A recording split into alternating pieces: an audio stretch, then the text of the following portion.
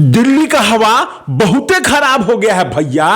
300 तो मुश्किल लग रहा है भैया, मुझे लग रहा है। हां, बात तो सही है, हवा खराब हुई है, लेकिन इतनी भी हवा खराब नहीं है कि लोग ऑक्सीजन छोड़ के क्लोरोफॉर्म सूंघ लें। समझ रहे हैं ना? क्लोरोफॉर्म से किसका मतलब है मेरा, समझ रहे हैं ना?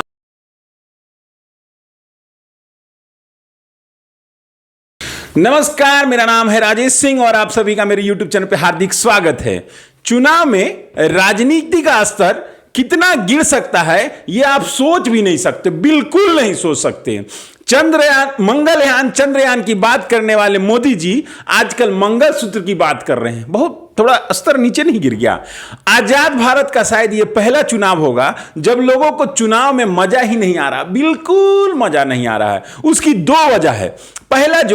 पहला तो मोदी जी का चुनाव से पहले ही यह कह देना, अब की बार 400 पार, अब की बार 400 पार, अब की बार 400 पार। और दूसरा कि विपक्ष का यह कहना कि मोदी जी तो ईवीएम के वजह से जीत रहे हैं, इसलिए हमारे प्यारी भारत की जनता ने तीसरी बात भी समझ ली, आएगा तो मोदी ही। इसलिए 4 चरण हो गए, लेकिन चुनाव के टाइम में चरणों में पड़े रहने वाले नेताजी के लिए इतनी गर्मी में लोग वोट देने ही नहीं जा रहे हैं। वोट प्रतिशत दिन पे दिन नेता लोगों के भाषण के स्तर की तरह गिरते ही जा रहा है, क्योंकि लोगों का मानना है आएगा तो मोदी ही, अकॉर्डिंग टू बीजेपी और लोगों का सोच के वजह से। जहां तक बात करें मोदी जी के 400 पार के नारे की, तो वो संभव नहीं दिख रहा है। इसमें कोई संकोच वाली बात नहीं है कि दिल्ली की हवा बहुत खराब है, लेकिन हवा इतनी भी खराब नहीं है कि लोग ऑक्सीजन छोड़ के क्लोरोफॉर्म सूंघ लें। जहां तक बात है बीजेपी की, तो चंद्रयान, बुलेट ट्रेन, मंगलयान की बात करने वाली बीजेपी अब मंगलसूत्र पर आ गई है। हर तरफ फ्री की बातें हो रही हैं। 5 किलो अनाज फ्री, अनाज से पेट भरो, पकने के लिए उज्ज्वला सिलेंडर फ्री, खाने के बाद निकालने के लिए शौचालय फ्री, दिल न लगे तो अयोध्या चले जाओ, राम मंदिर का प्रसाद फ्री, किसान के लिए 6,000 फ्री। लो, सब हो गया, हर तरफ फ्री, सब लो फ्री में। लेकिन कोई रोजगार की बात करेगा तो ठीक नहीं होगा भाइयों बहनों, ठीक नहीं होगा, क्योंकि हम 2 करोड़ रोजगार देने में नहीं, पकोड़ा तलने और पकोड़ा तल के रोजगार कमाने में विश्वास रखते हैं।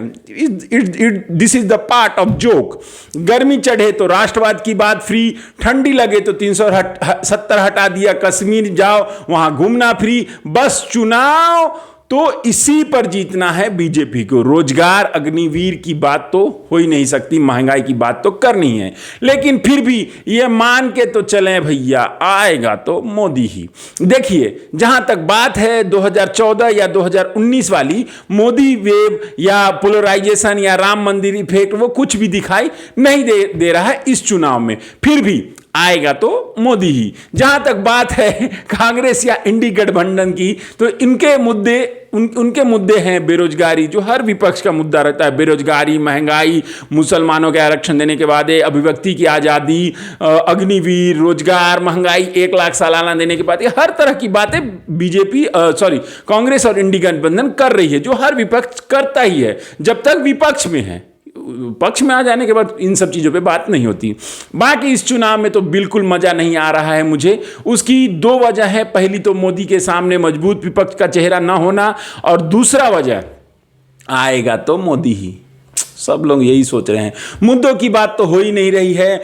बाकी वोटिंग परसेंट गिरने की भी बात हो रही है। एंटी मोदी की बात भी लोग बाग बता रहे हैं। और जब ईवीएम, लेकिन सब लोग ईवीएम को भुला गए हैं। ये भी ठीक है। आपको क्या लगता है, ईवीएम की बात करनी चाहिए कि नहीं? आपको कैसा लगा ये चुनाव? जो भी आपकी राय हो कमेंट सेक्शन में जरूर लिखें और बताएं, मोदी जी आएंगे कि नहीं, 300 पार होगा कि नहीं, 400 पार होगा कि नहीं। मिलता हूं नए वीडियो में, तब तक ले जय हिंद, जय भारत, भारत माता की जय।